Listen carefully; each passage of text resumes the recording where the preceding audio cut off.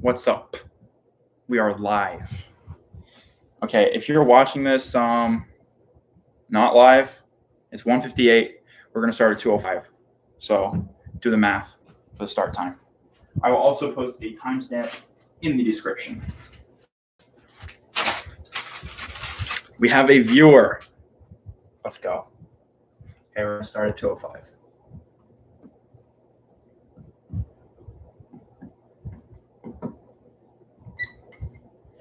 Okay. Sorry if I know my camera is like so bad. And also the Wi-Fi in my room is kind of bad. But hopefully this is legible enough that I can get the point across, which is really I don't need some fancy quality video to get the ideas across that I want to get across.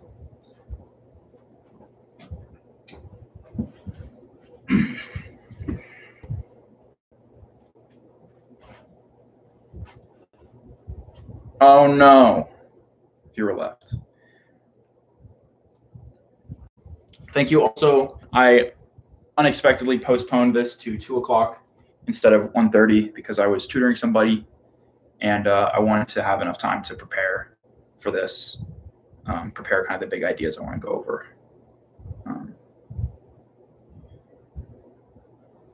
So I can be as succinct but thorough as possible.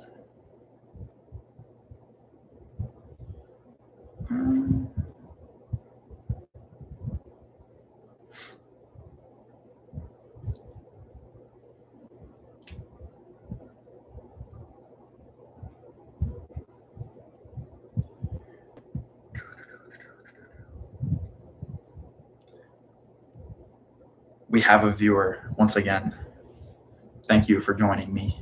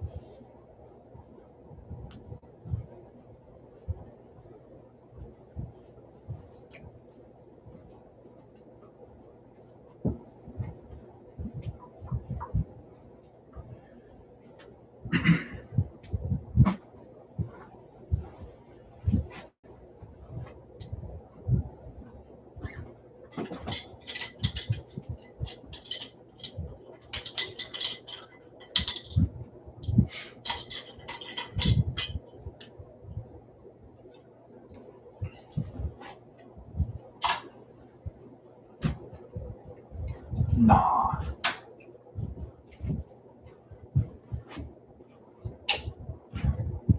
I think that helps. Yeah.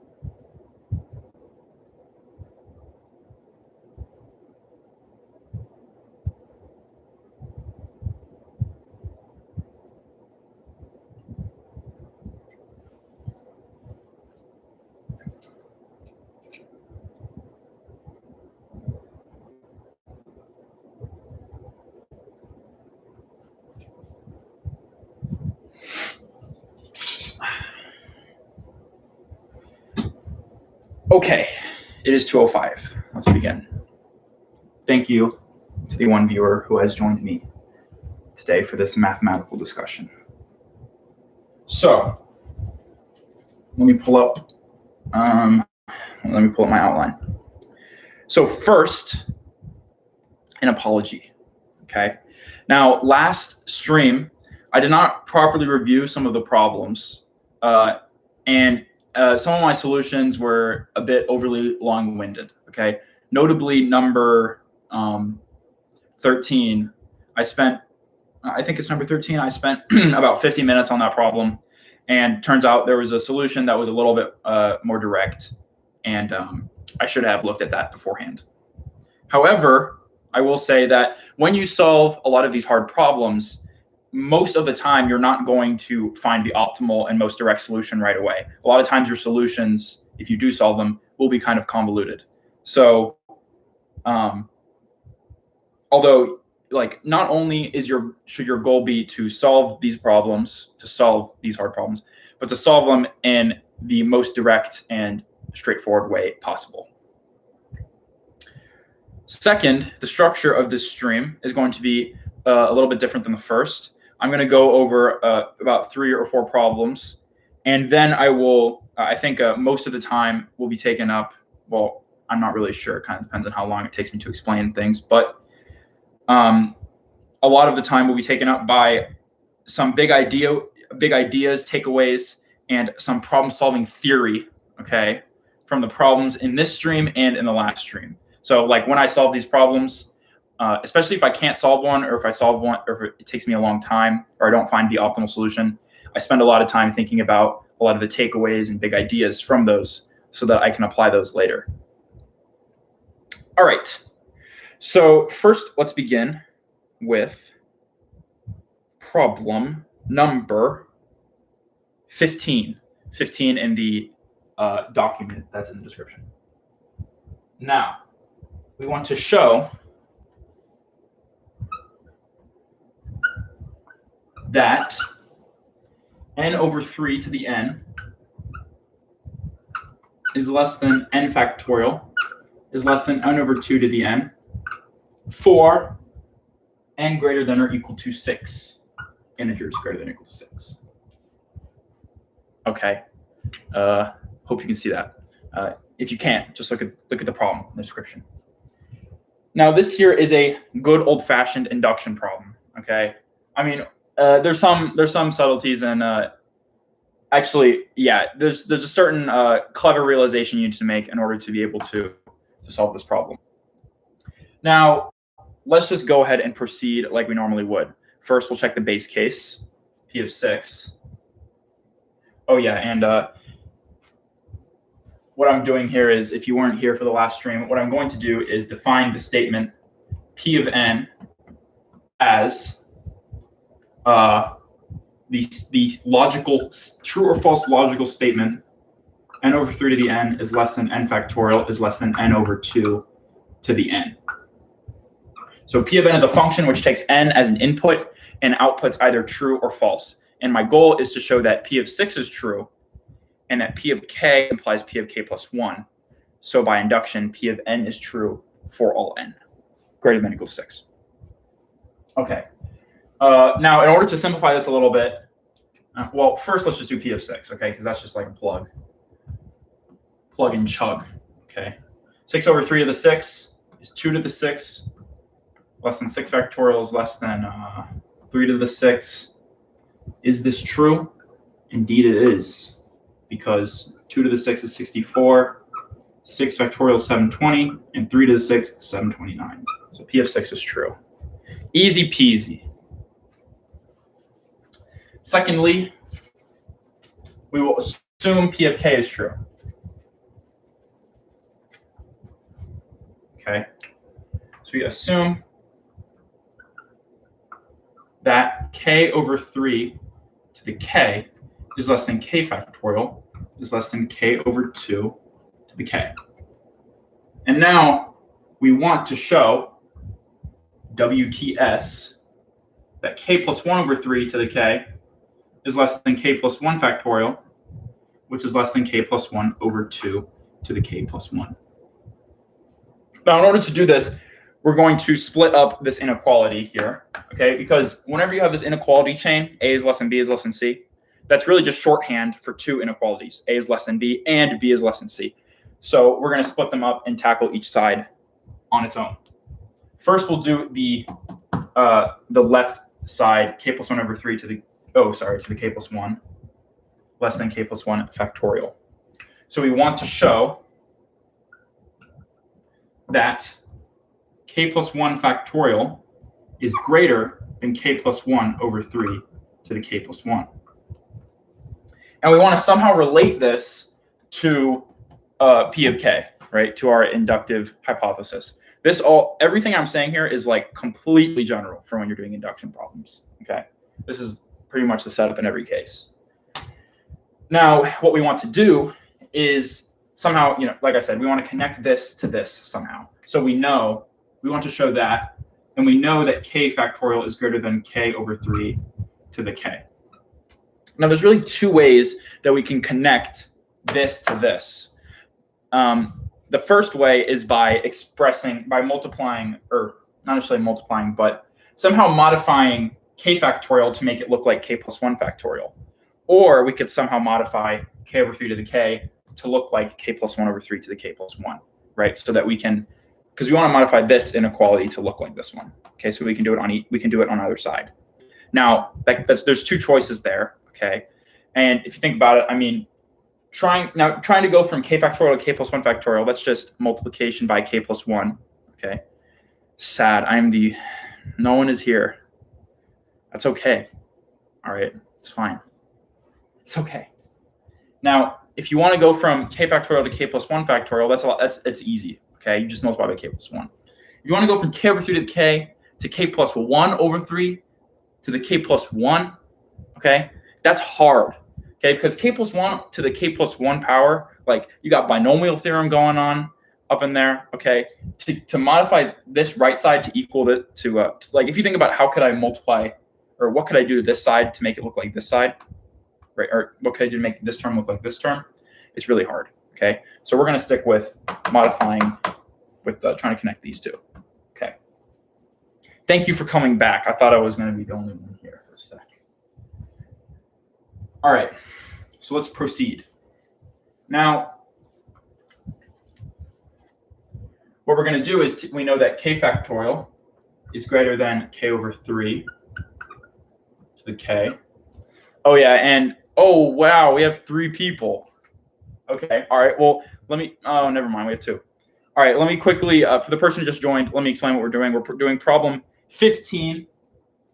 All I'm doing is, right now, all I am doing is, we only have one person again. Never mind then. We'll just proceed. So k factorial, that's so tough. All right. We're going to multiply by k plus 1 on both sides. Oh.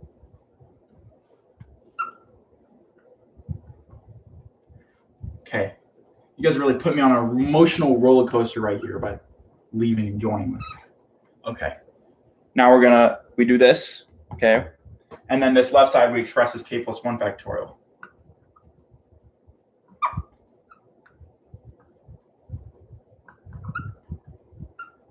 Okay. So we know, sorry, one sec. Let me quickly. So we know that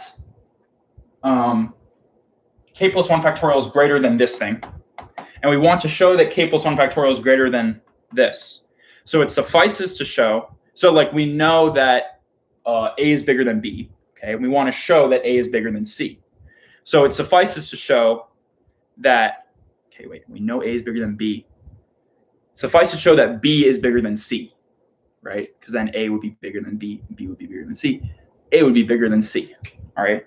So we want to show here that this right side, k plus 1 times k over 3 to the k, is greater than k plus 1 over 3 to the k plus 1.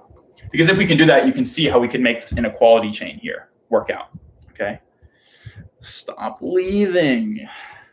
Okay, we can make the inequality chain work out. So let's go ahead and simplify this and see if we can demonstrate that it is the case.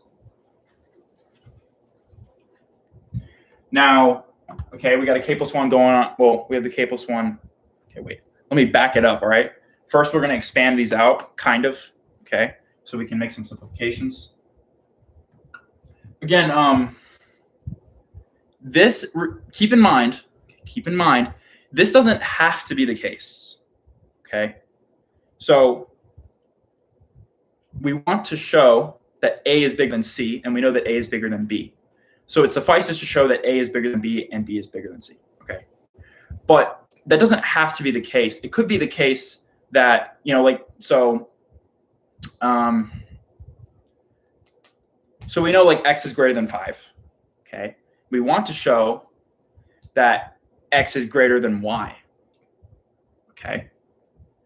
So it suffices to show that Y is less than 5, okay? Because then, if X is bigger than 5, X is bigger than Y, or then Y is less than 5, clearly X is bigger than Y. But Y doesn't have to be less than 5, does it? Because if X is bigger than 5, X could be 1,000,000 and Y could be 1,000, and you would still have X greater than Y, but Y would actually be bigger than 5.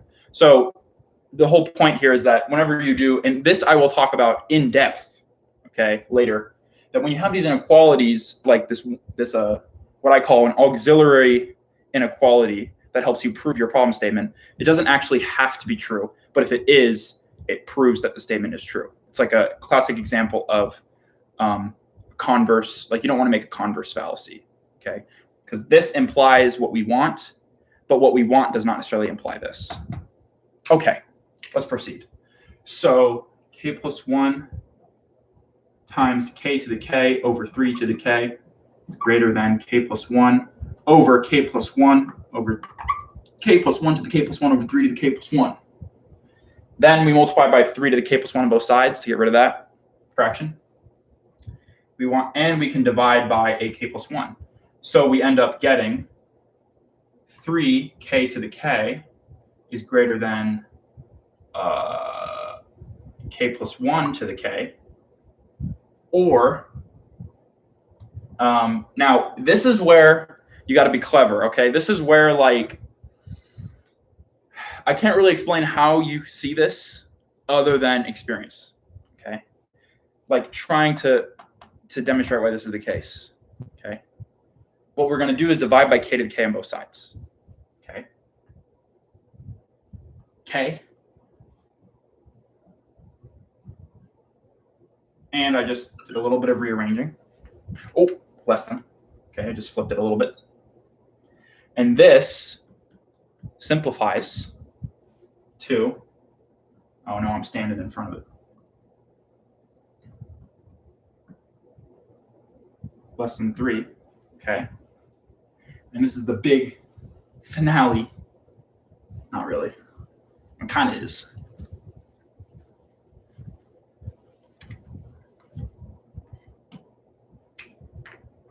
One plus 1 over k to the k is less than 3. We want to show this. We want to show this. We don't know if it's the case technically, okay? Now, if hopefully you recognize 1 plus 1 over k to the k, where does that come up, right? Hopefully you recognize where that comes from. If not, that's fine.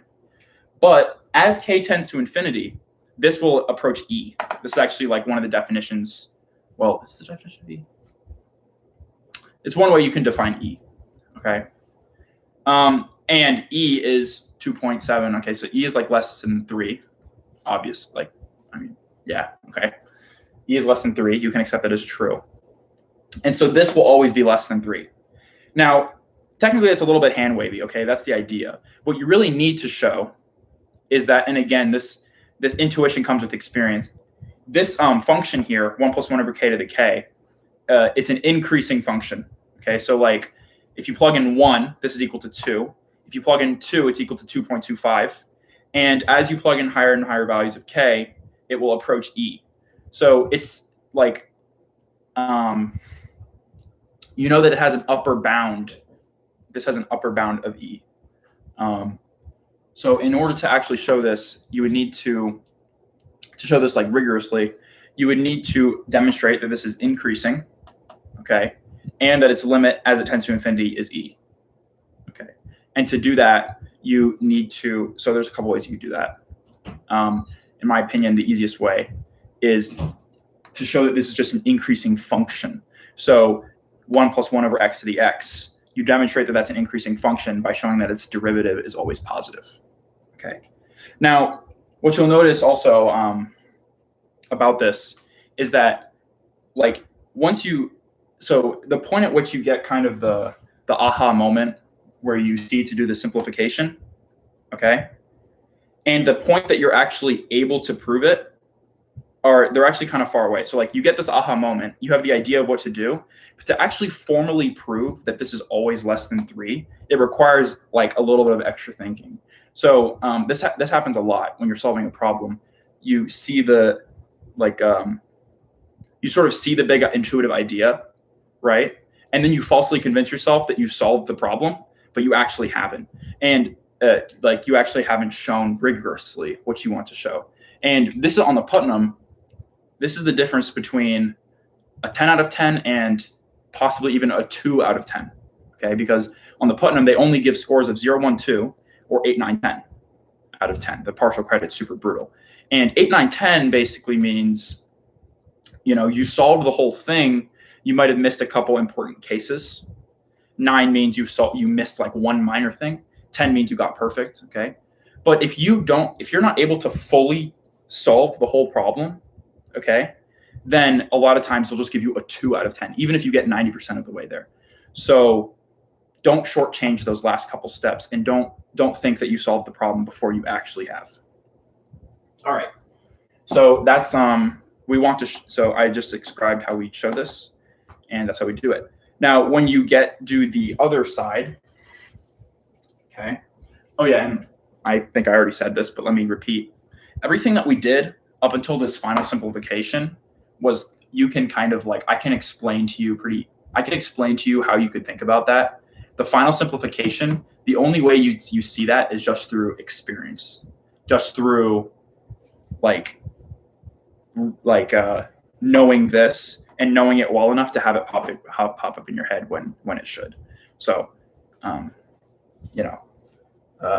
that's that. Now, when you do the other side, okay, the right-hand side of this inequality, you end up getting that this is, you want to show that this is greater than 2, okay, completely identical. And you show that similarly. You know that this is an increasing function. This is an increasing function. And when k equals 6, when k equals 1, it equals 2, but everything greater than 1 is going to be greater than 2.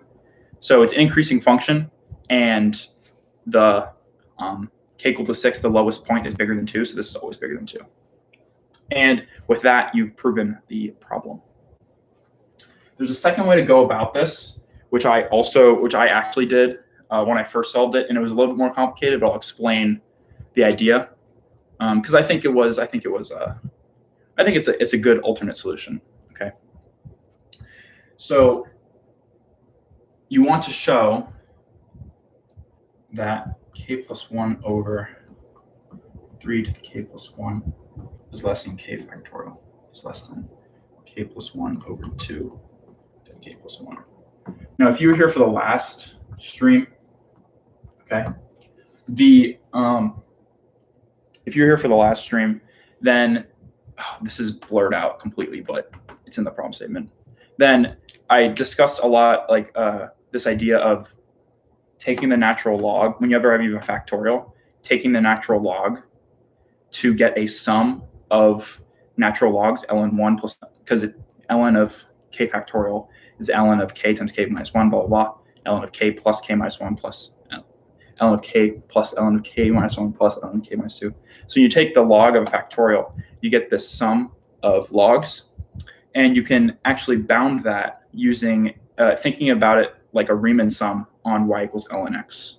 Okay, and you can bound it from the left and the right. So this was like this idea I discussed in the last stream. I would skip towards the end if you weren't there for that. But that's useful because it's much easier to bound sums than products, because bounding sums, you have this Riemann sum. You're able to do this Riemann sum thing, right? Where you can see if the Riemann sum is an overestimate or underestimate of the integral. And the integral is, the integral is hopefully easy to evaluate, and it's only a couple terms, right?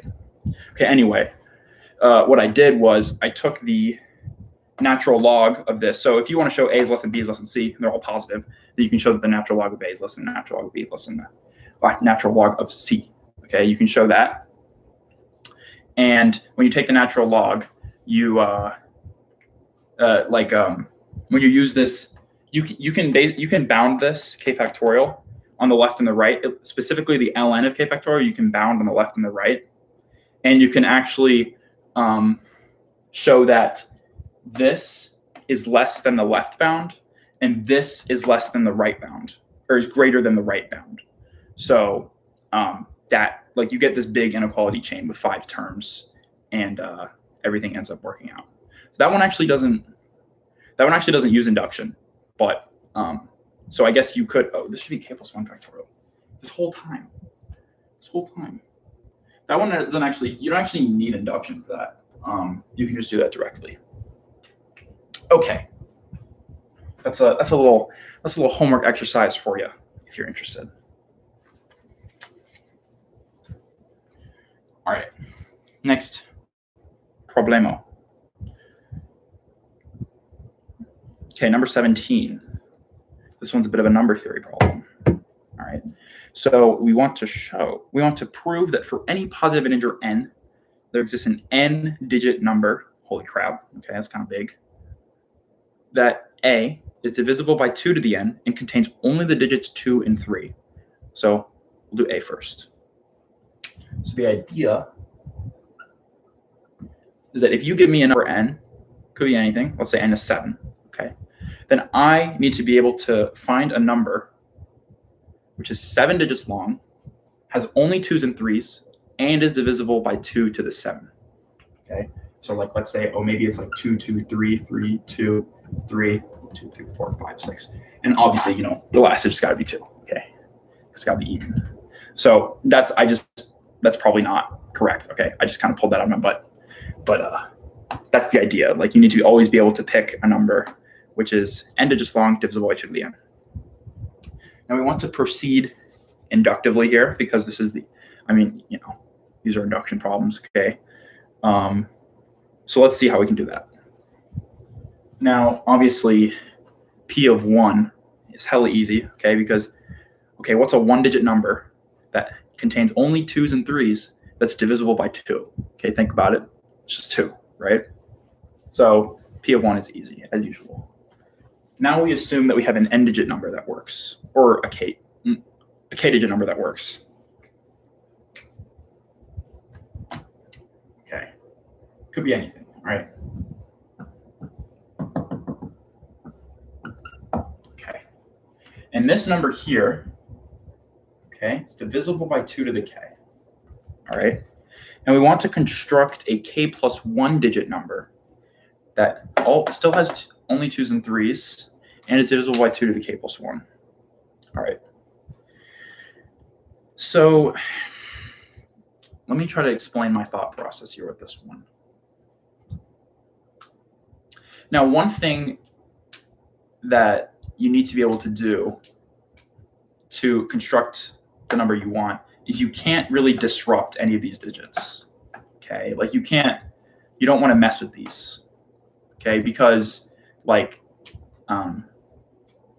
I mean is, like, you can't just multiply by 2. Okay, or I guess that would still be you can't multiply by 16 or something to get your k plus 1-digit number, because when you multiply by 16, this whole thing has like all types of digits, right? So you really need to preserve these digits. Okay, and you think about, how could I multiply by to give me an extra factor of 2, and I also need to, very importantly, preserve these digits? The answer is 10.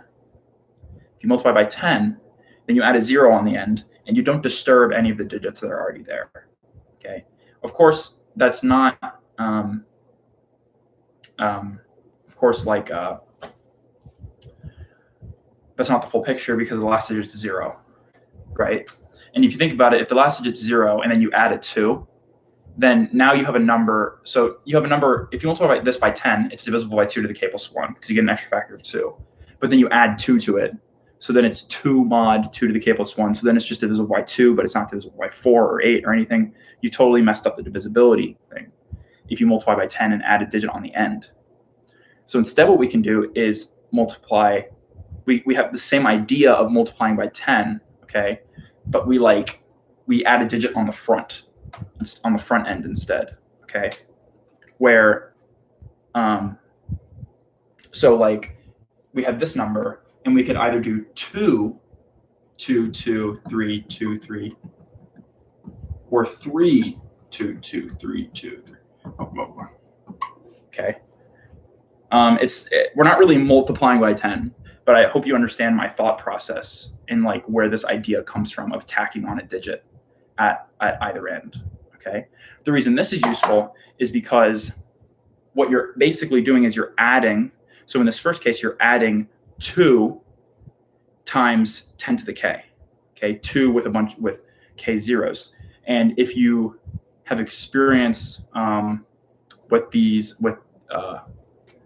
10 to the k, okay, well, you don't really need experience, but it helps in seeing this. But 10 to the k has k factors of 2 because 10 to the k is 2 to the k times 5 to the k. So like 1,000 is divisible by 8, and 100 is divisible by 4, 10 is divisible by 2. Okay, and it's actually where all those divisibility rules for 2, 4, and 8 come from. So like divisibility rule for 8, you only need to look at the last 3 digits. The reason is because the 4th digit and onward, right? That whole thing is a multiple of 1,000, right? And if it's a multiple of 1,000, it's divisible by 8. So you only have to look at the last 3 digits of a number to see if it's divisible by 8. The same is true looking only at the last 2 for 4, and looking only at the last 1 for divisibility by 2.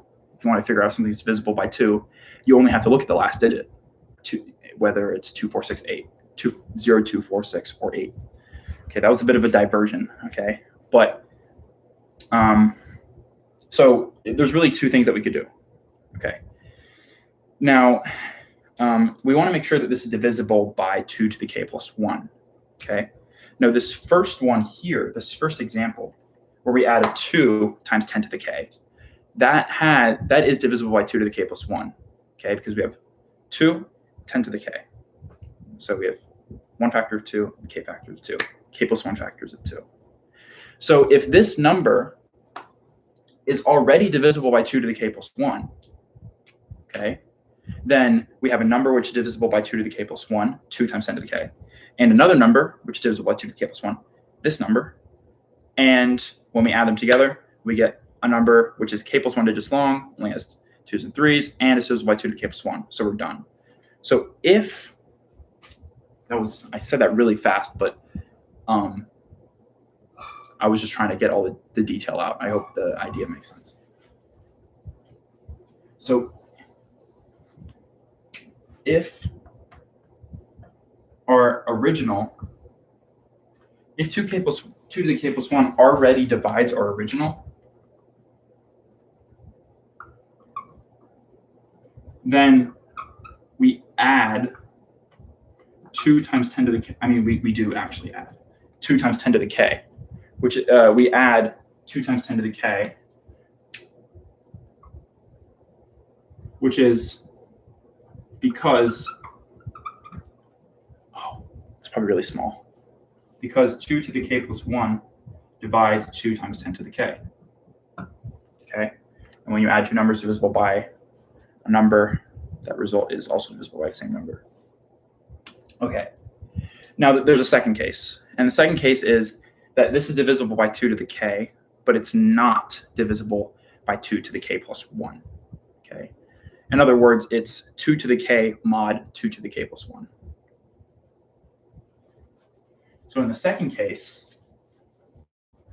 what we'll do is add 3 times 10 to the k, because 3 times, so if this number is offset by 2 to the k from a multiple 2 to the k plus 1, 3 times 10 to the k is also offset by 2 to the k from a multiple of 2 to the k plus 1, because 3 times 10 to the k is divisible by 2 to the k, but not 2 to the k plus 1.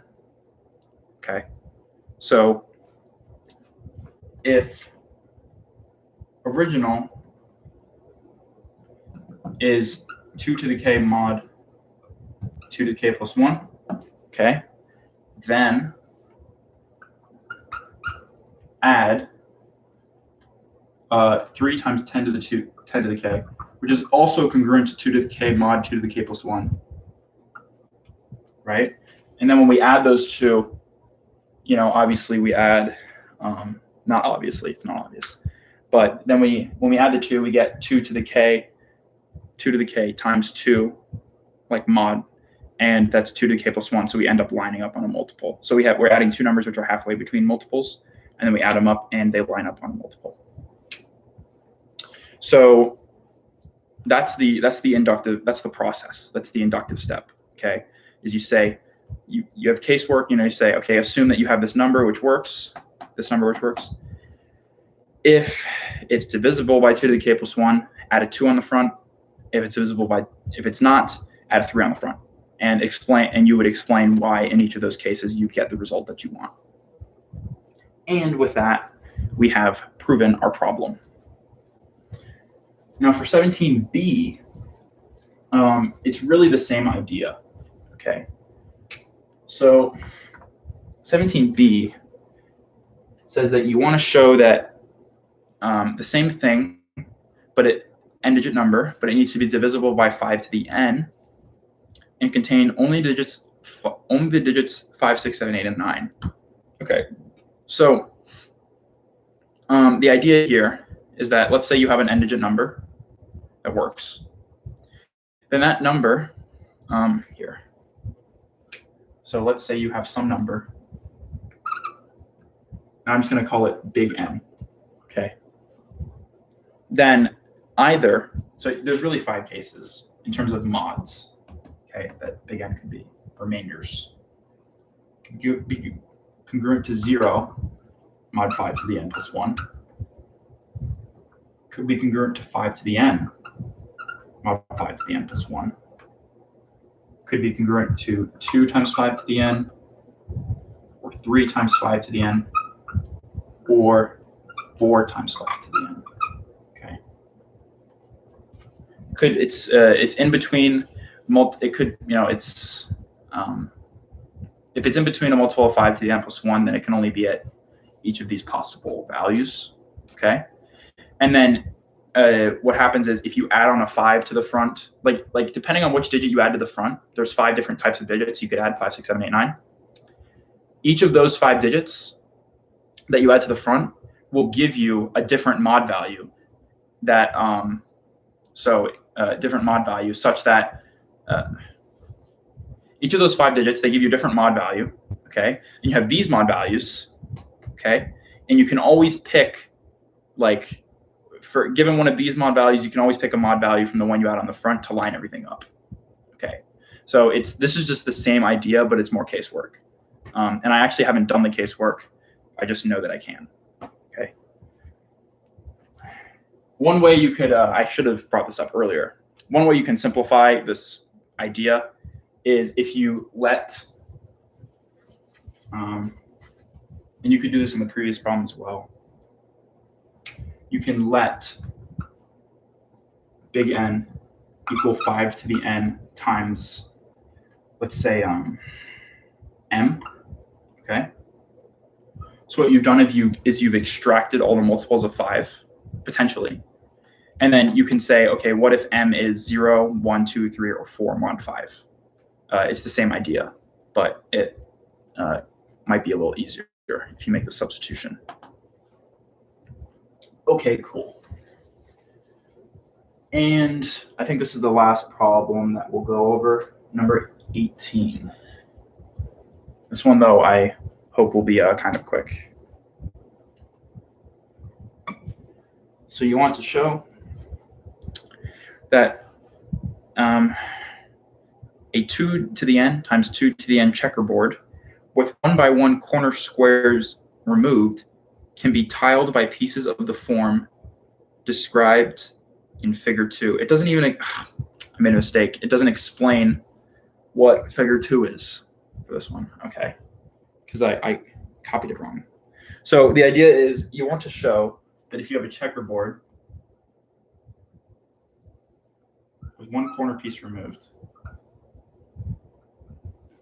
okay, and it has side lengths 2 to the n and 2 to the n, you want to show that it can always be tiled by pieces that look like this.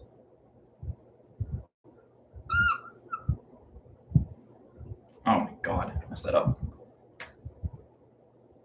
So these pieces with these like corner pieces. Okay, you want to show that you can always tile this using these corner pieces. Okay, now if you try to do this directly, it would actually be pretty hard because this corner square and this corner square removing here or being removed. I mean, if you just try it for yourself, if you try to tile this directly, it's pretty hard. But you can show it inductively quite easily. So for n equal to 1, all right, base case is always cake. All right, I mean that's not actually necessarily true, but for n equal to 1, we have a 2 by 2 checkerboard with 1 square removed in the corner. Oh wait, okay, we can tile that pretty easily using this, right? We just put it there. All right, so n equal to 1 is easy. Now we assume that we can do it for n equal to k. Okay, and we want to show it for n equal to k plus 1. Now the key here is if you have a 2k plus 1 by 2k plus 1 checkerboard, you can split that. If you visualize it, okay, you can split that into 4 pieces, each piece being 2 to the k by 2 to the k. Okay. Now the way I realize that, it's the same kind of inductive idea that you use in every problem.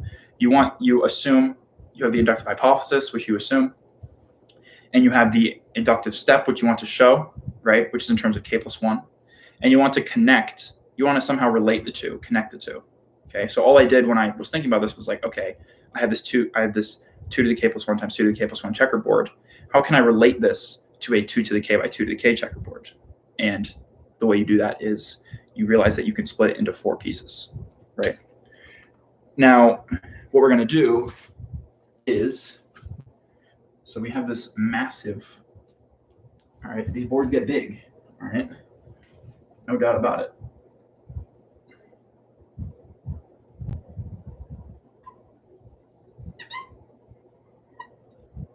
Board 2 to the k plus 1 by 2 to the k plus 1. All right, and we'll split it into 4 pieces. All right, each of these pieces being 2 to the k by 2 to the k. Now we can tile each of these, but with a corner square removed. Okay. Now obviously it'd be super convenient if we could just tile, if we could just tile, and then tile. But like it's just not that simple. Okay, because we always have this corner square that's removed. So what we're going to do, so we think about how could we, like we know that we can tile each thing here, but we always have this like corner square that's going to be gone. Okay, so we think about how could we rotate, like there's really 4 ways you could rotate the piece in here, with depending on which corner you put the corner square removed. You think about how could I rotate it so that I can tile this whole thing. Okay. Now, obviously, if I put the missing corner square on this top left, if I put it in the top left, okay, there's no way I can tile that with one of these corner pieces. Okay, it's just not possible. It's just one lone piece up in the corner. So what I'm gonna do, and after experimentation, what you will find, hopefully, is that you should put the missing corner here for this one, the missing corner here for this one, the missing corner here for this one, and then this one, the missing corner is already there, right? This one you've already tiled, okay? And what you get is the 3 missing corners in the center. You put this one, you put this in the center, and you're able to tile the whole thing. That's kind of satisfying, isn't it? So that's how you solve that problem. That's how you tile the whole thing. Coolio. All right. Thank you to the one person who has been with me. Unless there's a switch. All right. So at this point, what I'm going to do is talk about some big ideas, some general strategies, and I'm takeaways from the problems that I have presented in this stream and in the last stream. So let's do that. Now, first, I'm going to go over 3 ideas. They're kind of miscellaneous, okay? They're kind of random, but they're still very important, all right? The first one is very important, so pay attention. Now, the first one has to do with moving on in review, okay?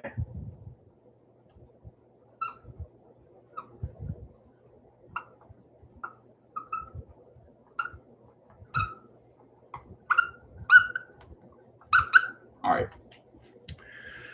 So I might just read what I wrote for this one. Okay, yeah, I think I will. So it is always important to be persistent in solving a problem. And it usually becomes clear when it's time to move on. Okay? So when you're solving a problem, you hit a brick wall for like 20, 30 minutes. Actually, no. Well, it depends on how hard you expect the problem to be. But you hit a brick wall for a while. It's usually clear what time you should move on. In review, however, this wall is not always as clear. So sometimes you'll attempt a problem, you'll hit a brick wall, and then you look at the solution and you try to break it down, and it's totally going over your head. Okay, like you do not understand the solution at all. Not at all, but you don't really understand what's going on. And for the person who dropped and came back, what I said was when you're solving a problem, it's usually clear when you hit a wall, but when you're reviewing a problem, it's not always as clear when you should move on from reviewing, because sometimes when you're reviewing, the solution will go over your head, and it's not clear when you should give up trying to understand what's going on. Now, for me personally, I always want to keep forging ahead with trying to understand a complex solution, right? But I think there's a degree of sunk cost fallacy here. So a lot of times I'll spend, in total, I'll spend like maybe 3 or 4 hours over the course of a couple days trying to solve a problem, and then I'll review the solution and I won't solve it, and then I'll try to review the solution and I'll review it for maybe 1 or 2 hours, and I don't get what's going on. Okay, now the reality is that this problem is too hard for me. Like, it's kind of over my head. You really want to be solving problems that are at the boundary of what you can do, right? You don't want to be solving problems that are way too hard. But like that point at which you should move on when you're reviewing is not as clear, because you're thinking like, oh, I spent 5 or 6 hours on this problem. Now I don't even get what's going on, and now I'm supposed to move on. But in reality, you can still have a lot of takeaways from the problem, even if you don't get what's going on. All right. So you need to realize that like moving on in a lot of cases is the most productive thing to do, right? Because you want to do problems on the border of your ability. And just outside your ability, not totally outside. This is the most effective way to improve. You want to be persistent, okay, but also realize when something's going completely over your head and when you should move on, regardless of how long you've already spent on the problem. Take away what you can and continue to the next one. Okay, take away what you can. That's important. Because like I said, even if you do a problem, you don't solve it, and you don't understand the solution, you can still take away a lot from it. Okay, so that's the first one. Number 2 is what I call inductive leeway. Oh, sorry. I don't know. I didn't even apologize to. Never mind. There's not even anyone there. All right. Actually, I just kicked over my water bottle and instinctively apologized to my water bottle. So that was a bit embarrassing, but anyway, inductive leeway. Now, let me just read what I wrote again, because I don't want to be spitballing here too much. Okay, so in induction proofs, I'm trying to get my water out. In induction proofs, we have intuitively obvious claims. Okay, obviously that's subjective. you often have a lot of leeway in how you go about proving the statement. So let me give an example of a quote unquote intuitively obvious claim. Now I'm being subjective, all right? Something like n is less than 3 to the n. Okay, why is this intuitively obvious? Because 3 to the n grows so fast. I mean, it grows exponentially, duh, right? And n is just a linear function. So this is quote unquote intuitively obvious. Also, like 3 to the n is going to grow so much faster than n that as you get to higher and higher values, you're going to have a ton of leeway. By leeway, I mean the difference, intuitively difference between the two functions. You're going to have a lot of leeway between the two. So yeah, this is especially true in inequalities. It doesn't always have to be an inequality, though.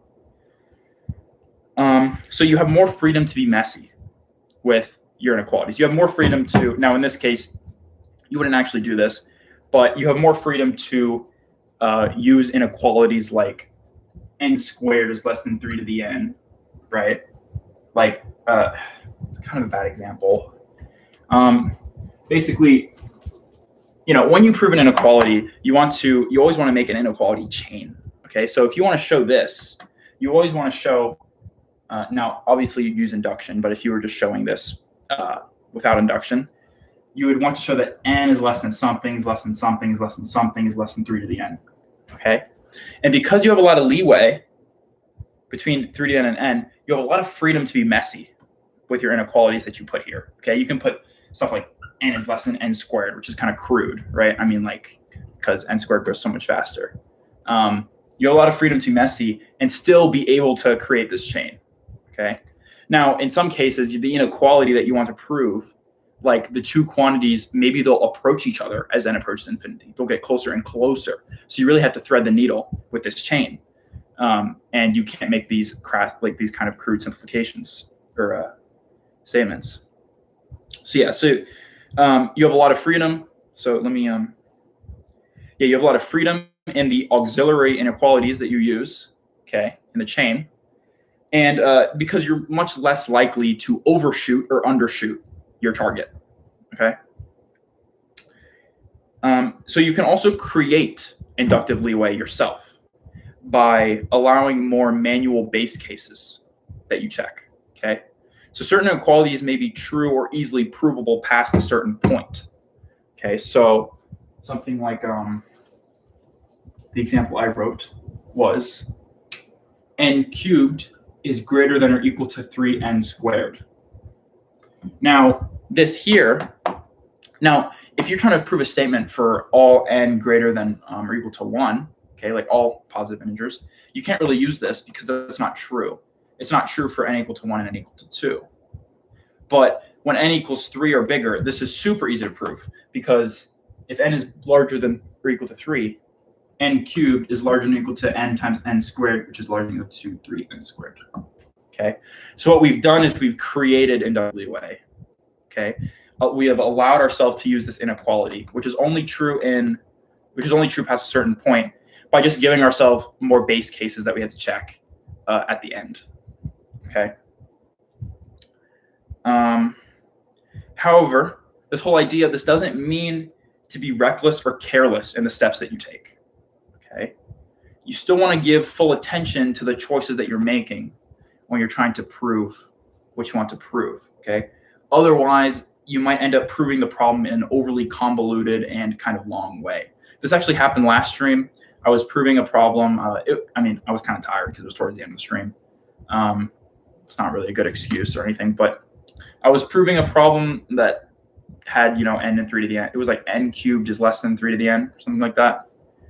And I knew I had a lot of inductive leeway, but I was kind of reckless with like how I was going about it. Like I wasn't being that smart about it. I did end up proving the problem because I had that leeway, but I could have been a lot more direct with it, and I kind of wasted some time there. So still be careful, but know that you do have more freedom to not be as careful.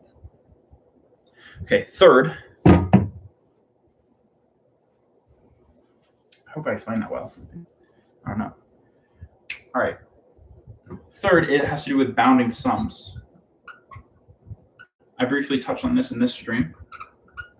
But if you're ever trying to bound a sum where each term, where did I put my phone?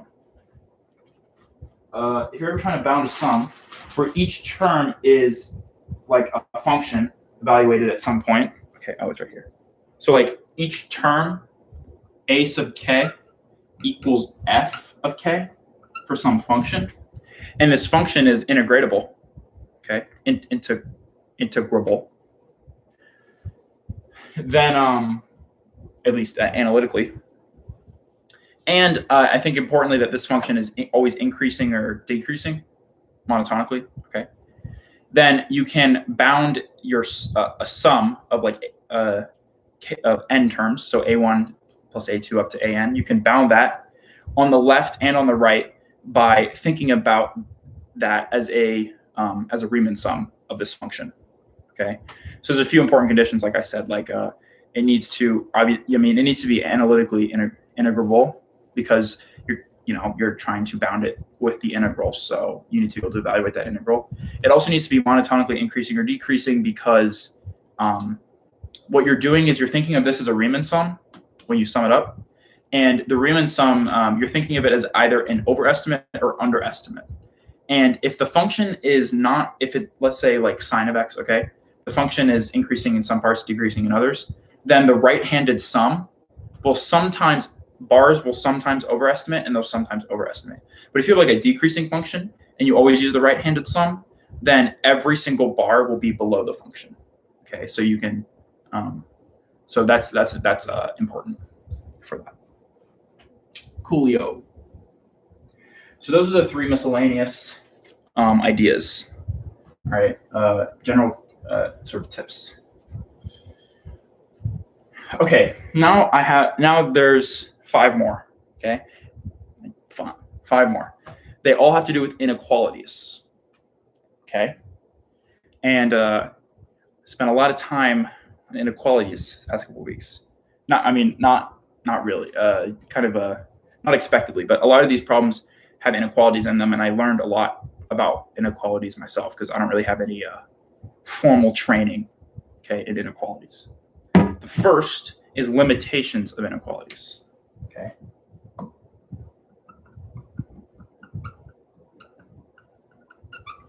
Limitations of inequalities.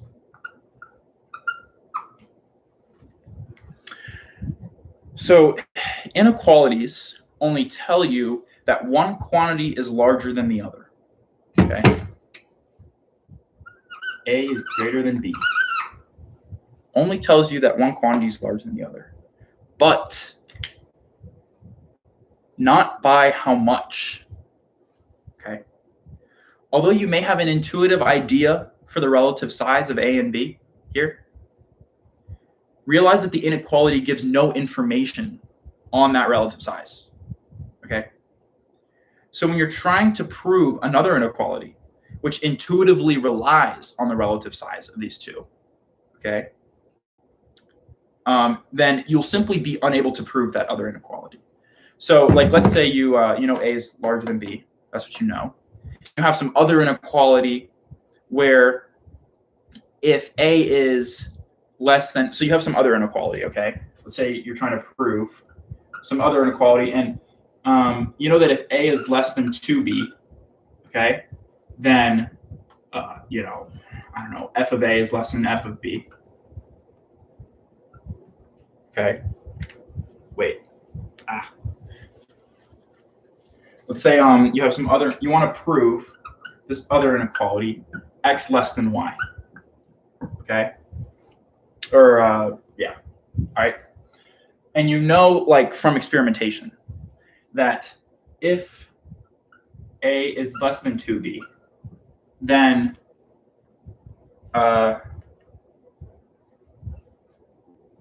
x will be less than y. And if A is greater than 2B, x will be greater than y, okay? Now, in this problem, there's some other piece of information telling you that A is larger than, that A is less than 2B, that A is between B and 2B. right? And that allows you to prove the statement that you want, okay? But given this information, A is larger than B, you cannot prove this statement because there's a flip, right?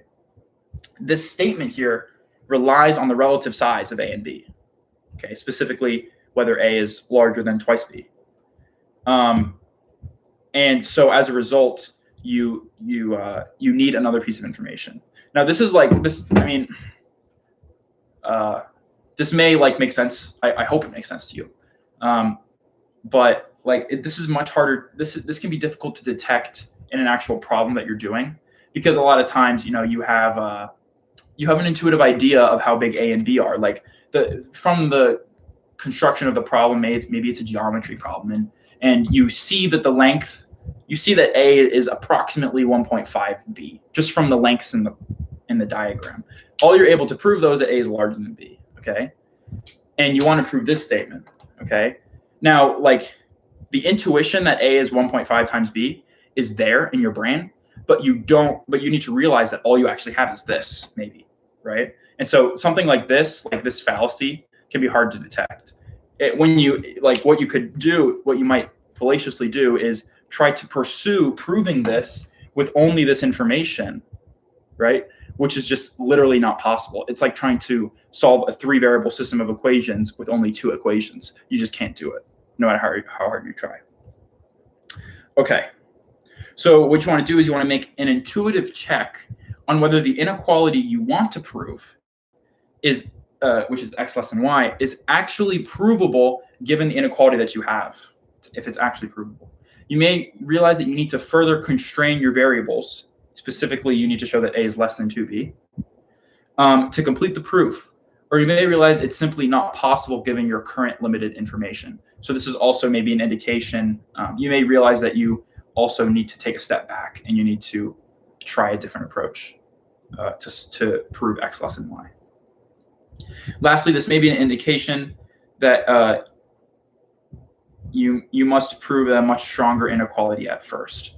So like at first you may need to show A is between B and 2B, as opposed to this one, which is kind of like this open-ended one.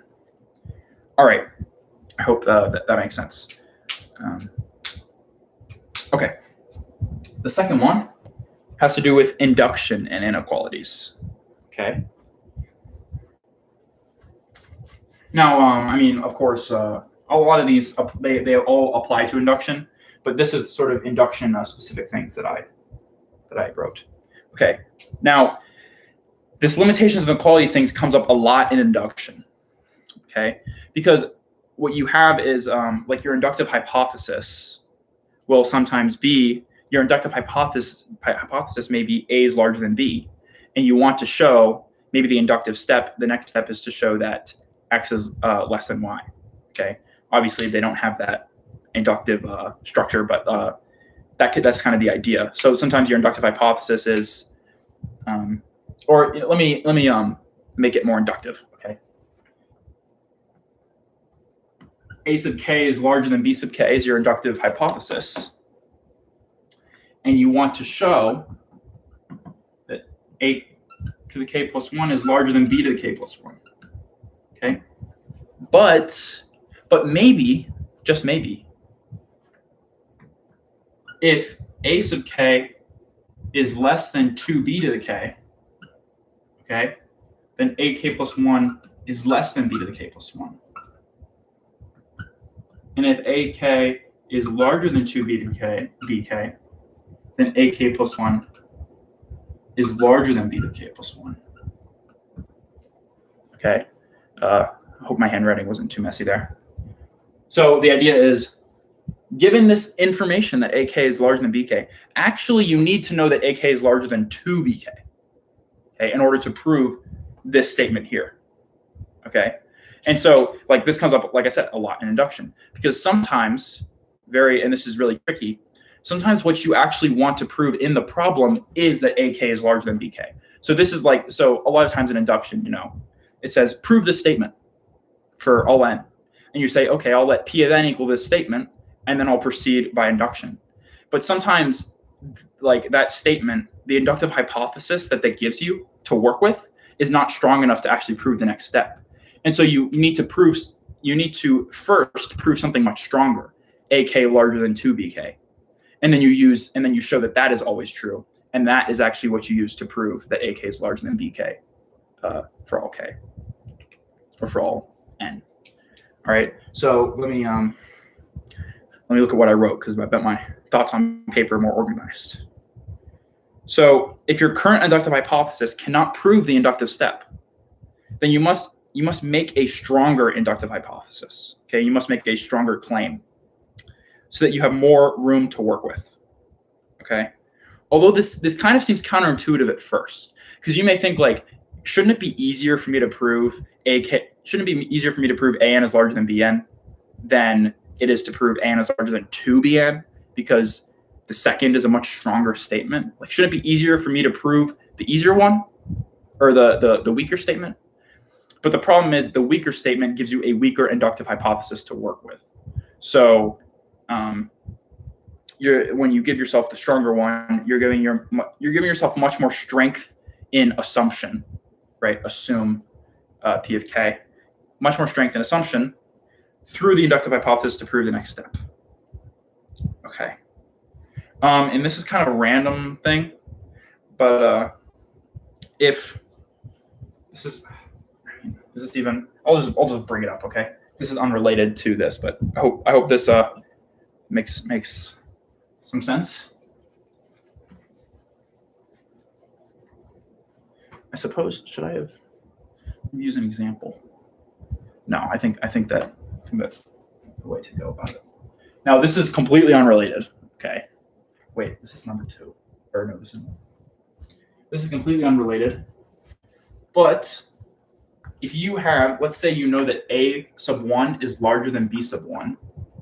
Okay. Or let's say you want to show that AN is larger than BN for all N. And A1 is larger than B1. A1 is monotonically increasing, or AN is monotonically increasing, and BN is monotonically decreasing. Okay, then AN is larger than BN for all N and N. Boom, you can get it right away. Because if the first A is larger than the first B, and A is always going up and B is always going down, then A is going to be larger than B for all of the terms, right? That's just a little tidbit for you, a little tip. It may come up. It came up for me in one of the problems. Okay.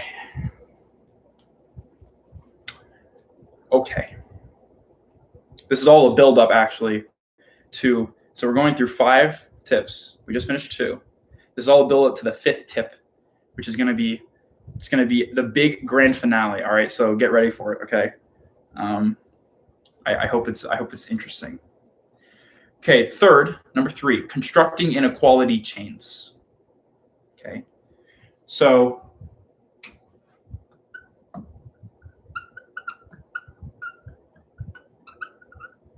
inequality chains.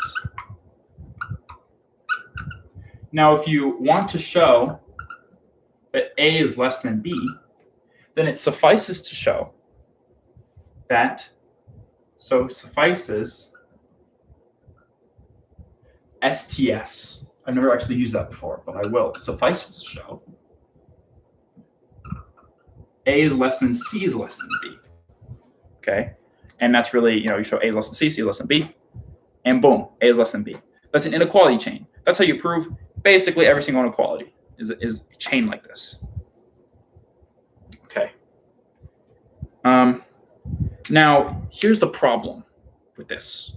Okay. If you have found an upper bound for A, namely C, okay, do not assume automatically that it's a lower bound for B. Okay, you may have overshot. Okay, so when you make these chains, you may overshoot or undershoot if you're going the other way. Okay, the same is true in reverse. Like, let's say you found a lower bound for B, notably C. You found a lower bound. do not assume that C is an upper bound for A, okay? Because you may have undershot A. And then, so you want to do your best to make like an intuitive check here. So you have like a level of confidence about whether you over or undershot. Now, if that happens, if you overshoot or undershoot, then like your statement's completely useless, basically. Like if you want to show that A is less than B, okay? Like here, let me just use an actual example. You want to show X is less than 5, okay? It suffices to show that X is less than Y is less than 5, okay? Let's say you know that X is less than Y, okay? Now you want to show that Y is less than 5, okay? But it turns out, tough luck, Y is greater than or equal to 5, okay? So now, if that's the case, you have not figured anything out, okay? Because you want to show that X is less than 5, okay? And you know that X is less than some number, Y, which could be anything bigger than 5, okay? So you know X is less than like, Y could be 1,000,000, you know X is less than 1,000,000. That does not help you at all in proving X is less than 5, okay? So if you do overshoot or undershoot, you got to kind of scrap what you did, okay? Now, although like when I write it in this very basic X less than Y, X less than 5, right? It's like, oh, this is super easy. I mean, not super easy, but this is like the fallacy here is kind of easy to detect. When you're doing a problem and you've got like trig functions and absolute values going on, you got all this crap going on, it's very easy to make this fallacy, to make the fallacious assumption that you need to show X less than Y, Y less than 5. Okay, because you may not need to. There may be a second method that actually allows you to show it. Okay.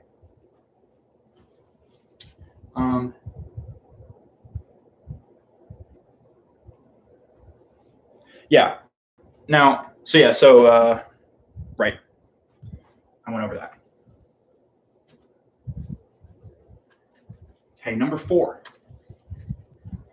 Man, whoever's sticking with me is a real trooper. Thank you. Number 4 has to do with auxiliary inequalities. I've been throwing this word around without explaining what it means, so I will explain what it means now. I hope I spelled auxiliary. I don't even know. I hope I spelled it correctly though. So, auxiliary is a fancy word for helping. Like if you I don't know, an auxiliary component in a machine, it helps the machine run or something like that. I don't know. So these are inequalities that can help you prove what you want to prove. Okay. So if you want to show A is less than B, okay, want to show A is less than B, then you can use the auxiliary inequalities A less than C and C less than B to help you out, to help you out in proving the statement.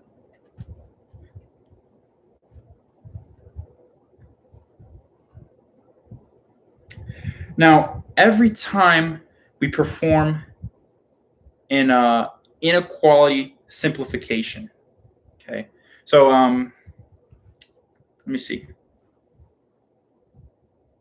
Well, I'll just use this example. So like what we've done here is we want to show A is less than B. So we've kind of made an inequality simplification, which is A less than C and C is less than B. Okay, because it may be the case that like showing each of these individually is actually kind of easy. Like we have potential to simplify the problem. Okay, inequality simplification. We run the risk of modifying the truth value of our original statement. We run the risk of creating a false statement. So like this here is sufficient to prove this, but it's not necessary for the same reason I described before. It could be the case that A is less than C and B is less than C, right? And then it's like, okay, well then that's not helpful, right? A could still be less than B though, right? So this is really key, Okay, this is really key, that every time you perform one of these inequality simplifications, you always need to remember that you run the risk of creating a false statement. So like a classic example inequality that you use all the time is the triangle inequality. Okay, so let's say you want to show that that the absolute value of x plus y is less than 3. Okay, you want to show that. So what you could say is like, okay, why don't I show that the absolute value of x plus the absolute value of y is less than 3? Because this is less than this, and this is less. And so I want to show this because I know that the absolute value of x plus y is less than or equal to the absolute value of x plus the absolute value of y. Okay, triangle inequality. But it may be the case that this actually isn't true, because let's say x was 2 and y was -2. Then this would be true, but this would be false. And so what you've done is we've made an inequality simplification. Okay, we've kind of simplified it, but we run the risk of creating a false statement. Okay.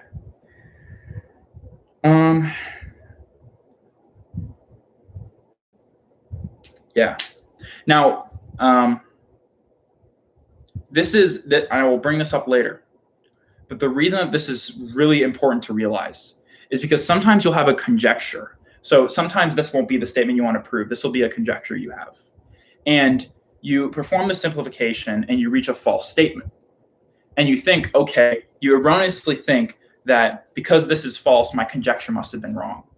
But that's actually not the case, because if you perform one of these inequality simplifications, you end up with a false statement. The original could still be true, right?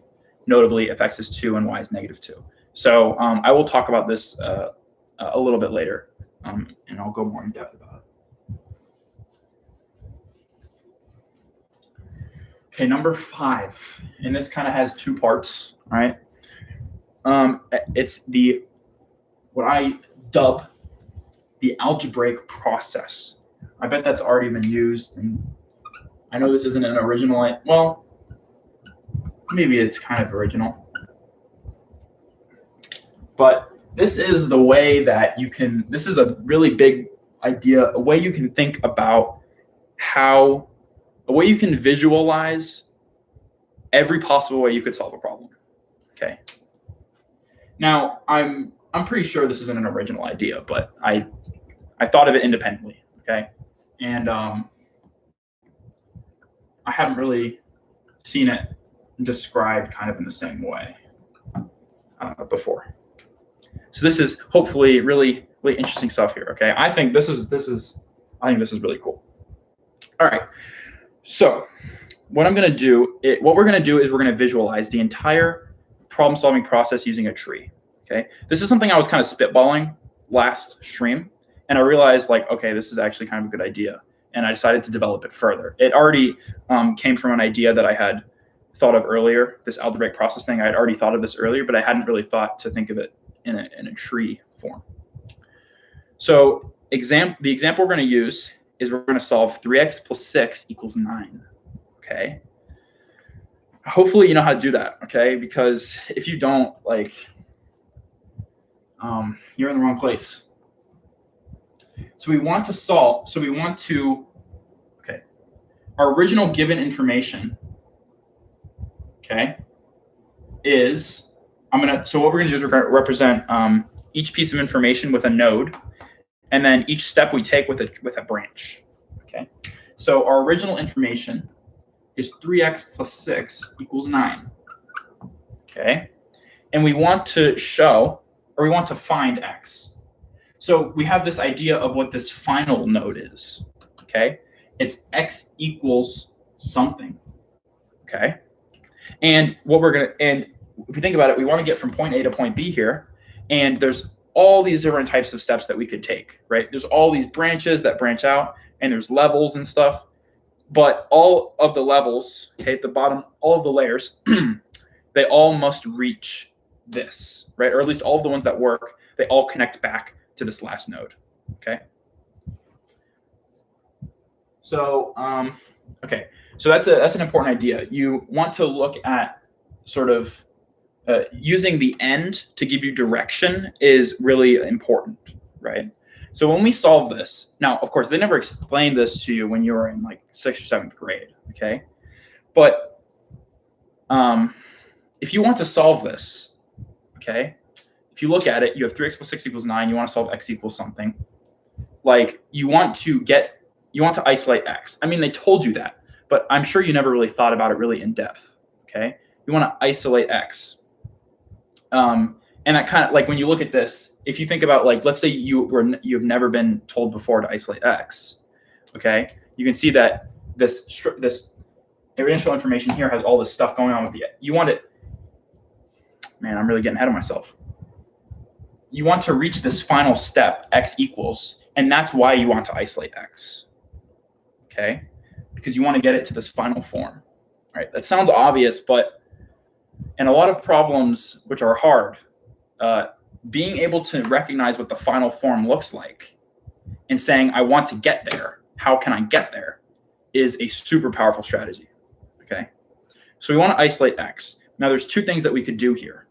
Okay, two pretty logical things. The first is that we divide each side by 3. Okay, all right, so this is the division symbol, divide by 3. This here is x plus 1, x plus 2 equal to 3. Okay, so why would I do that? Why is that useful? Okay, because we want to isolate x, and this 3 is crowding this x up here. So we need to divide by, so dividing by 3 to get rid of that, that's a step in the right direction. Okay. The second thing we can do is subtract 6 from both sides. Okay. So we can subtract 6. And that leaves us with 3x equal to 3. Why is that useful? Because this plus 6, if we look at this final equation, we don't have x plus something. Okay. We have x all by itself. So we need to get this plus 6 on the other side. Okay, we need to get rid of that addition there. Okay, to write 3x equals 3.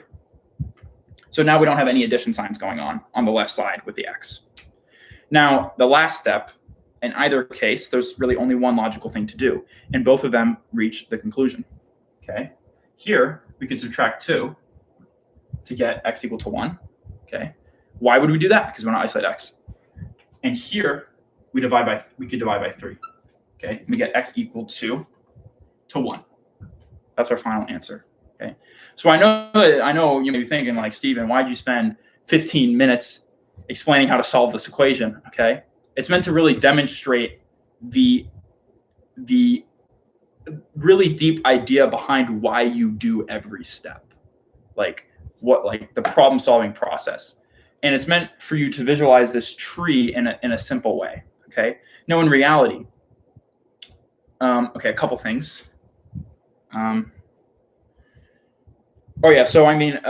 So a couple things with this algebraic process. Okay, now so you want to work forwards and backwards.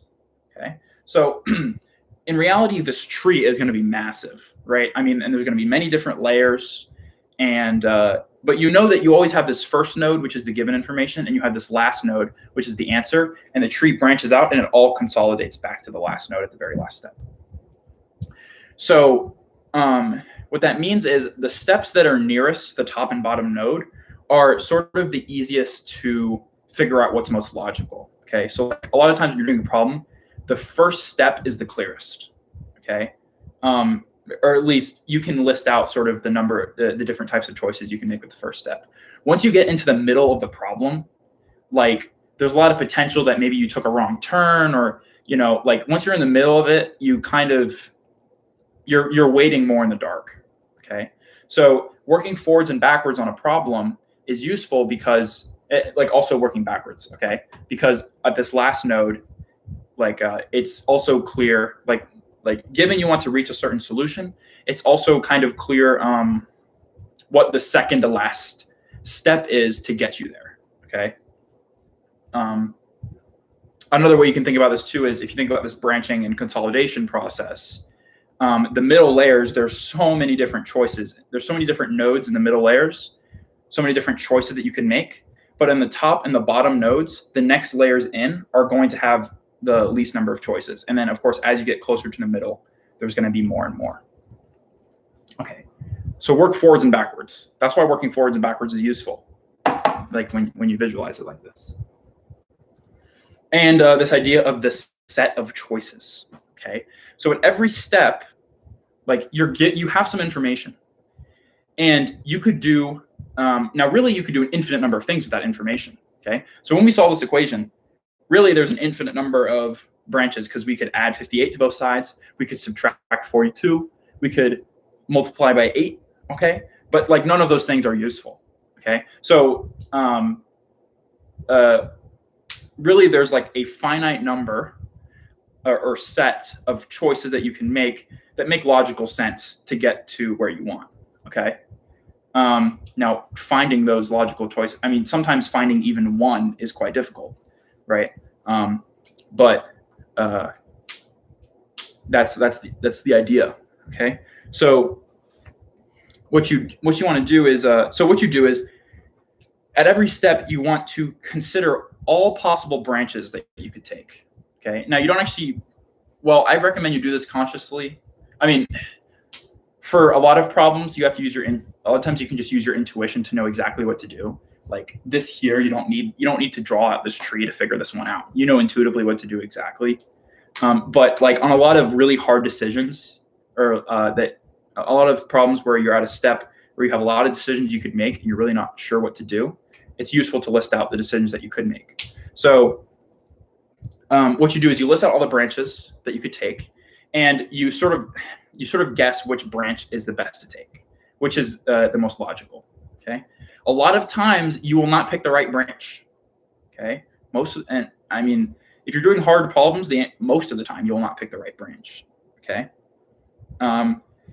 So it's important you maintain awareness of the branches that you left behind. Okay. So a lot of times if you just go in, you just dive in solving a problem, then and you hit a dead end, then you don't really you're not really sure how you could backtrack and sort of find a different way out, right?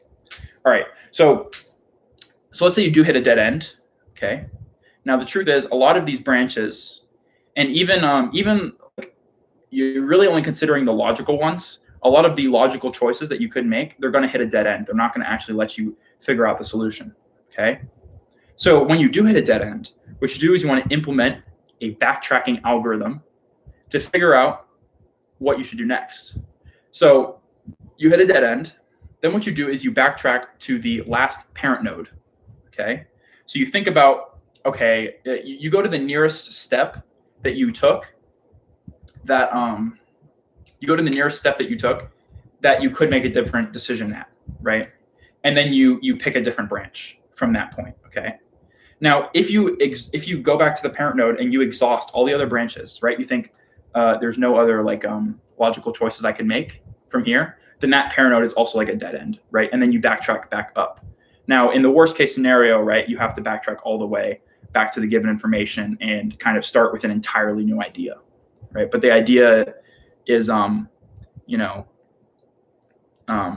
this is, in my opinion, one way you can ensure that you exhaust all of the ideas that you create about what to do.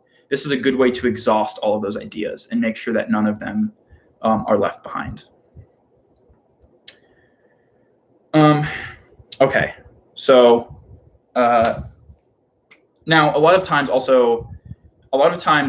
there's only one logical choice to make. I mean, a lot of times, you want to solve x plus 5 equals to 7. Then there's only going to be one. You have the parent node, and then you have just one child node. There's only one decision you can really make that makes any sense whatsoever, right? So this tree is very complex, but a lot of times the decisions you make in solving a problem are kind of straightforward, right? All right. Okay.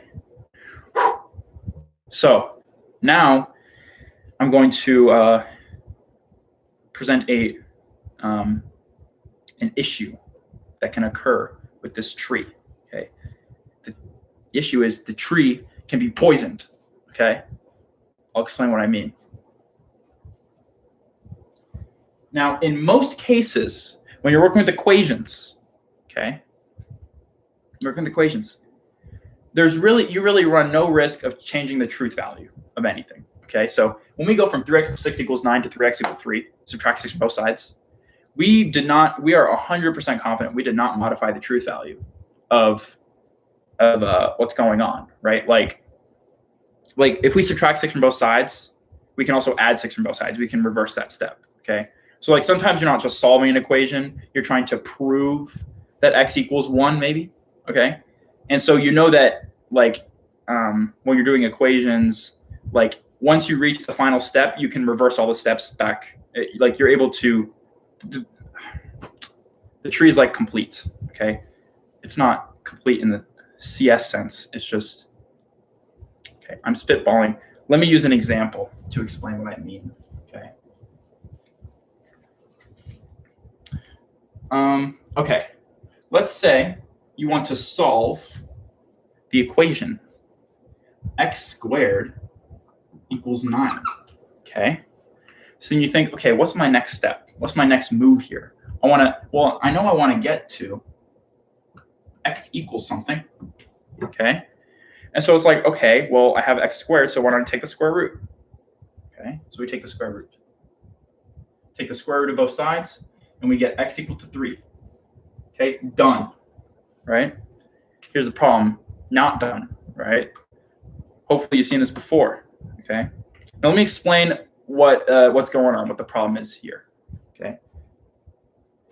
Now, okay, not done. So we could have started with a statement which was logically true.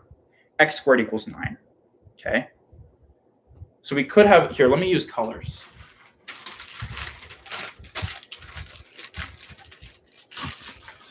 We could have started with a statement which was logically true.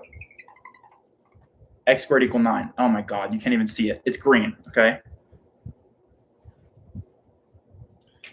But then ended with a statement which was logically false, okay? Man, you can't even see that. Now, this is a major issue, okay?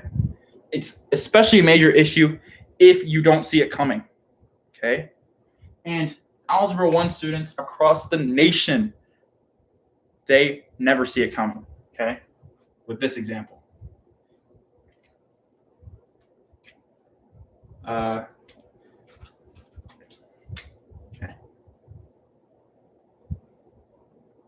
All right, that's the best I can do. And we've ended with a statement which is potentially false.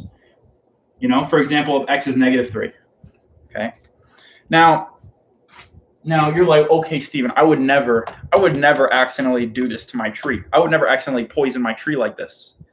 But the thing is, it happens very often, okay? So, like, now, a big issue that could happen is you may have, let's say you're solving a problem and you conjecture in your problem that x squared is 9. Okay, you have this conjecture, and then you conclude, and then you say, okay, x squared is 9, so then let me just, x equals 3. That's my next step. All right.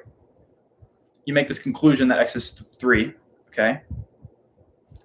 And but then you realize, like, wait. But then actually, like, x can't be 3 for some other reason, okay?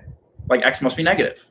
So then you erroneously conclude that your conjecture was wrong, that x squared cannot be 9, because you concluded x was 3, but actually x can't be 3, right? So you ended with a false statement, and then you erroneously conclude that the initial statement is also false. It's a classic converse fallacy. So like another example, which is very similar, is you want to prove x squared is 9. So then you say, okay, let me prove x is 3. Because if you prove x is 3, then you can go this direction, right? Like if x is 3, then x squared equals 9. But then you realize x can't be 3. That does not necessarily imply that x squared can't be 9. That's like an inverse fallacy. All right, so let me use now, like I said, with equations, this doesn't happen very often. Okay, with equations, you don't really have much of a risk of this happening, okay, unless you have a squared, or usually it's easy to detect. But with inequalities, you're running the risk of poisoning your tree at every single step of the way, okay? Let me explain why.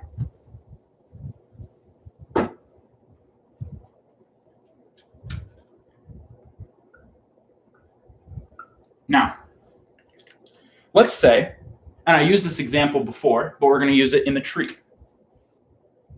You conjecture, this is a little mini conjecture in your problem, that this absolute value of x plus 3, x plus y, is less than 3. Okay. Okay. Now, it may be the case that this is a true statement. Now, you don't actually know.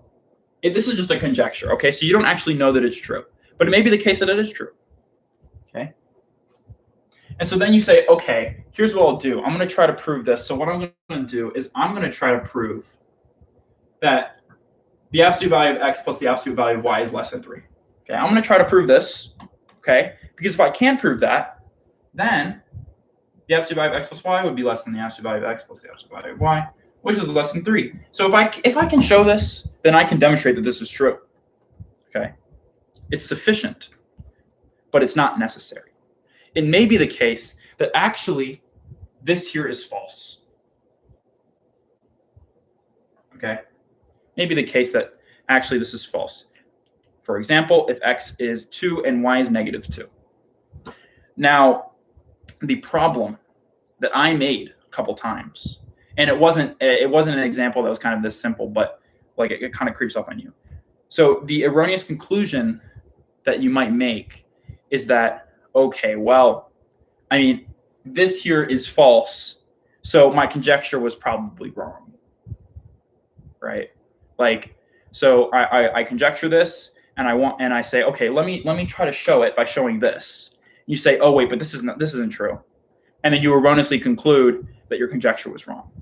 Okay. Okay. Now this, when you're doing it when you're solving an inequality, okay, and you make an inequality, or let me back it up. All right. So you want to prove an inequality. Okay. Let's say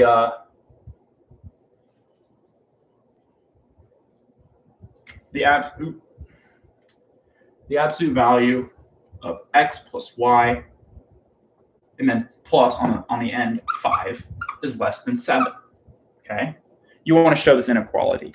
Now here, and again, this tree here. Okay, you got to imagine it's a big tree. All right, this is kind of an easy example. Now you think about, okay, what's my first step here? I mean, you kind of obviously subtract 5 from both sides.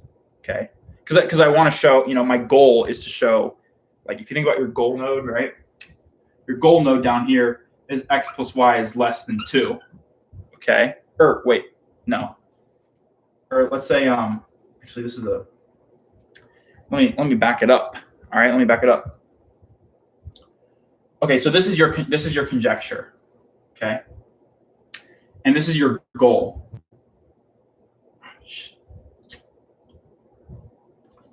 Sorry. Let me think about this for a hot second.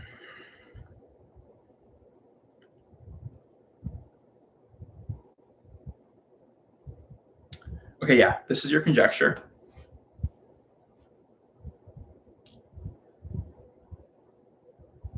No, sorry, here. This is your conjecture. No. All right. Here we go. This is your conjecture, all right? And your goal is to show that the absolute value of x plus y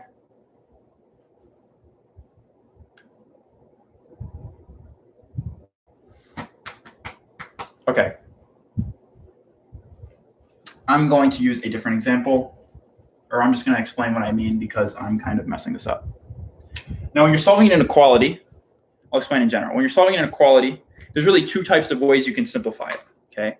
One of them is kind of easy, standard, subtract 5 from both sides, right? So you want to solve x plus 3 less than 5, so then you subtract 3 from both sides, you get x less than 2. Now, when you've done this, when you subtracted 3 from both sides, you haven't actually modified the truth value of the inequality, right? Like, you haven't poisoned your tree, okay? If the first is true, the second is true. If the second is true, then the first is true, all right? But when you make an inequality simplification, like the one I described before with the triangle inequality, right? You run the risk of overshooting or undershooting, which is something I discussed in the inequality chains point, right? And when you do that, you run the risk of poisoning your tree by creating a false statement, even though the original conjecture was true, and then erroneously concluding that the original conjecture was false. So the idea is this: whenever you make an inequality simplification, you always run the risk of poisoning your tree. Okay. So then the question is this. Okay. Let's say, let's use the previous example. All right. So we have this conjecture x plus the absolute value of x plus y is less than 3. Okay. And then we say, okay, we want to show this. All right. So then we think, okay, well, let's try to show that the absolute value of x plus the absolute value of y is less than 3. Because then if we can show this, then we've had we construct our inequality chain. So if this is true, okay, if this is true, then like bingo, all right, we've proven our conjecture. That conjecture is true, okay. But let's say we unfortunately determine that this is false, okay. Then really we don't know anything about this, okay, because I've shown you that it could be true or that it could be false, right? Obviously it could be false as well, right? So the question is, how do we actually know the truth value of this? How do we actually know what the truth value of this is, right? The short answer is we really don't, but the long answer, or the more helpful answer, is that you kind of so this is kind of a crude way, but you just test cases on this original inequality, okay? So again, like in this case, x and y are constrained in some other way. So you test cases on this inequality, and you see if it's always true, right? Now, one way, at least one way that you can increase confidence that something is false or something is true is if you try your hardest to plug in numbers to make it false, and it still ends up being true, right? So this is like how you do true false on exams. Is you if you're not sure how to prove that something is true, then what you do is you try to generate cases that would break it. And if none of those cases end up breaking it, then you can kind of conclude that it's true. Obviously, if you find a case that makes it false, then it's false. Okay. Yeah. So if you find a single counterexample, then you've determined the truth value. All right. So that's one way that you can figure out, or at least increase confidence that your conjecture may be true or false. Because and that's important because you don't want to be pursuing a false conjecture or trying to show a false conjecture, because that won't work and that's going to waste time, right? And that also will waste your morale a little bit, because I've definitely had many cases, where I've spent, hours trying to prove some conjecture in a problem that I've made, only to later realize that the conjecture was false all along, and I was totally wasting my time. But it wasn't a waste of time, because I learned from it, and I'm much more careful about it now. Okay, so one way to avoid potential, and this is my last sub point. Okay, so we're almost there. One way to avoid potential poisoning is to stay as close to the original claim as possible. So what that means is, like, the more inequality simplifications that you do, the more you run the risk of poisoning your tree. So one way that you can avoid potential poisoning is by sticking as close to what the original given information, because there's only really when you make an inequality simplification, there's only one thing that is actually true in this whole tree, which is the very top node. You know that the given information is true, okay? And as you make more inequality simplifications, you run the risk of flipping it false. But if you stick as close as possible to that, you try to reduce the number of inequality simplifications you make, then you have a higher chance of ending with a true statement, right? And like I said, once you when you end with a true statement, right? Like when you end with a true statement, it's sufficient but not necessary. So then that allows you to demonstrate that the initial is false to prove it, or the initial is true. Okay. Sorry if that was kind of confusing. All right. But yeah. Okay. So thank you for the one person. I don't know who stuck with me. I don't know if maybe it was someone who switched, but I hope that was informative and interesting,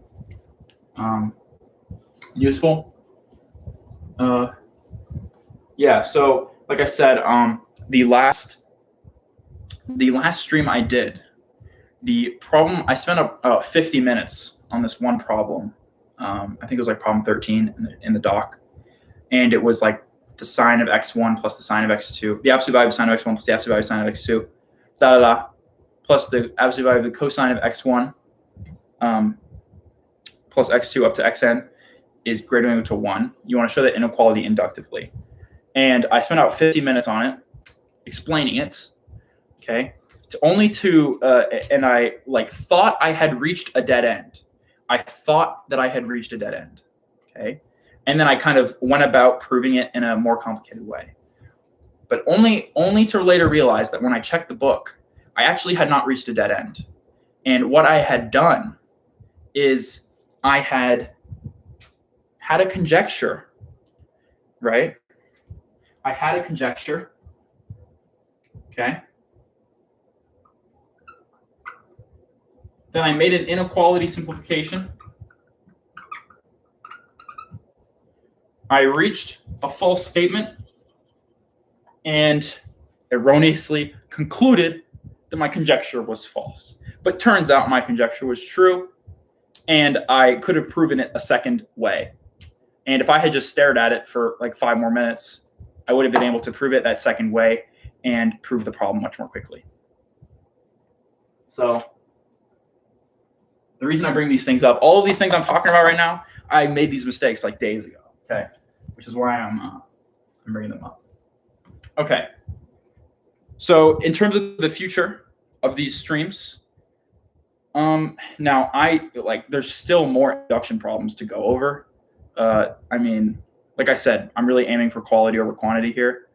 So like there's going to be a couple more induction streams. I mean, probably at least 2 more. One of the ones in the future will be on strong induction because there's strong induction problems in there. But I'll continue doing this. But I hope that it should stay fresh, because I'll be presenting new ideas and bringing them to the table. All right. So thank you for coming. Thank you for bearing with me for almost 2 hours. Make sure to smash like and subscribe, and hope you have a good day.